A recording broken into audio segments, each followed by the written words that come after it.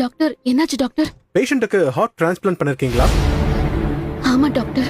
Heart transplant பண்ணா yearly once அவருக்கு blood circulation check பண்ணி ட்ரீட்மெண்ட் பண்ணணும்னு உங்களுக்கு தெரியாதா?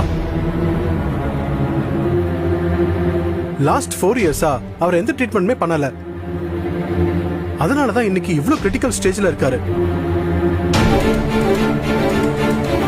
கிரிட்டிக்கலா? என்ன டாக்டர் சொல்றீங்க? ஆமாங்க, அவரை செக் பண்ணி பார்த்ததுல மேக்ஸிமம் 1 வீக் உள்ள அவருக்கு மறுபடியும் எப்படி ஒரு செஸ்ட் பெயின் வந்து அன்கான்ஷியஸ் சிச்சுவேஷன் வரதுக்கு சான்சஸ் இருக்கு. சான்சஸ்னா 99.9% சான்சஸ் இருக்கு. இப்படி ஒரு பெயின் வந்து மயங்கின உடனே வித்தின் 40 மினிட்ஸ்க்குள்ள, அதாவது அவர் மயங்கி விழுந்ததுல இருந்து 40 நிமிஷத்துக்குள்ள அவருக்கு ஒரு ட்ரீட்மெண்ட் பண்ணணும். அப்படி மட்டும் பண்ணலனா அவரோட உயிருக்கே ஆபத்தாயிடும்.